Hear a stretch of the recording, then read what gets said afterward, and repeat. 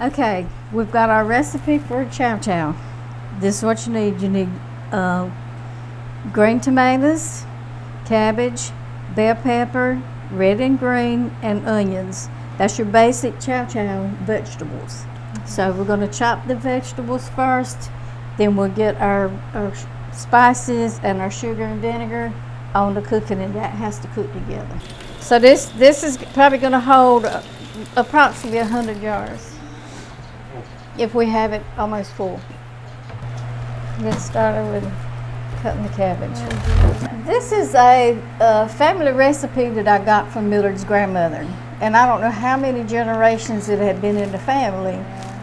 His grandmother, Nim, lived in Louisiana for a while, and they brought some of their recipes up here with them. And when I married into the family, that was a staple on the table with greens.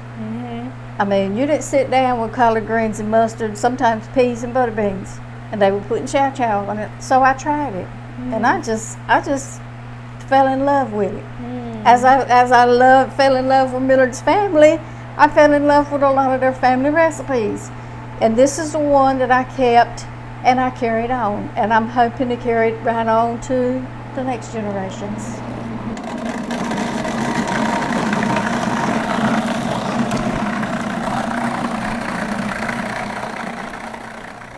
So are there different variations of chow chow? There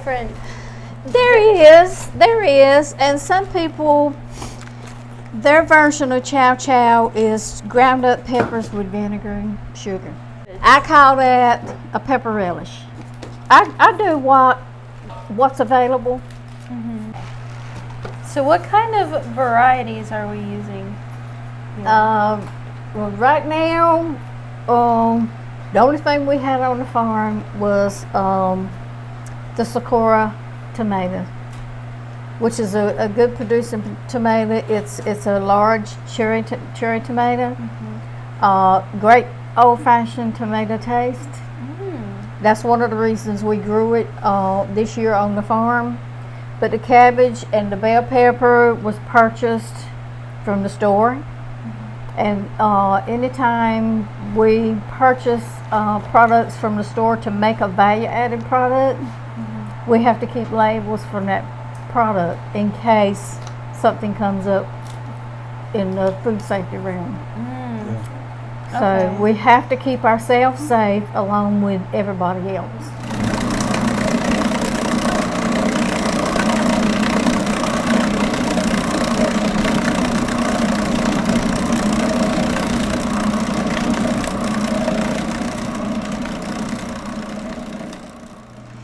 These are your seasonings: salt, turmeric, cayenne pepper, celery seed, dry mustard, pickling spice, and crushed red pepper. 6 cups of sugar and 5 cups of vinegar. All right, so now we are making the brine for the chow chow, and first it's going to be a 1/4 cup of salt, 1 heaping teaspoon of turmeric, 1 heaping teaspoon. Okay, this is what I'm going to do.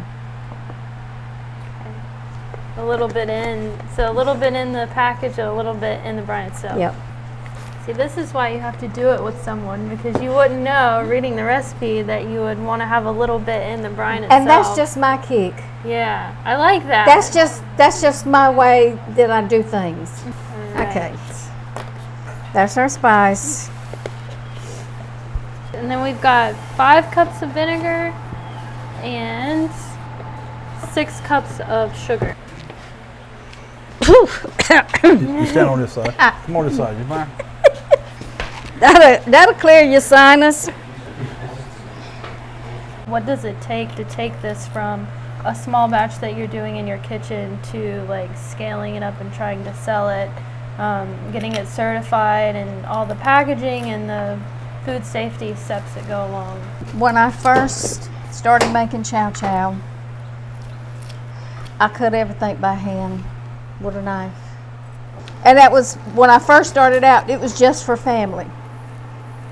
And then it got to where, oh, I want some of this and I want some of that. And so I scaled up my recipe and sent the calculations to Raleigh, to USDA, for them to do a study on the calculations to ensure that the measurements and the quantities of stuff that I had in it was to scale.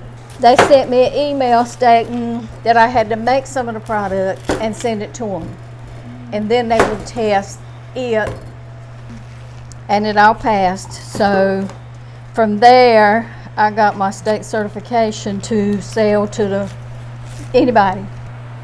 But if you do what they ask you to do, you'll be good. It just takes time and persistence and stick-with-itness.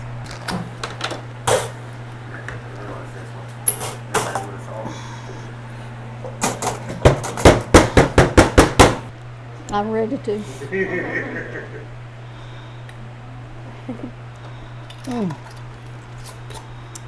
Absolutely awesome. On point. It's there. Oh God, it's so good. You want to taste? Yes. It's delicious. I promise you.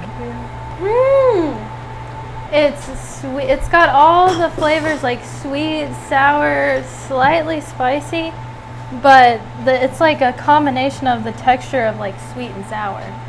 It's perfect. Yeah. Y'all might think I'm crazy, but you just can't make this stuff up. You just can't. That's something right there. It's a heritage thing, and it's got to mean something to you for you to do it and continue.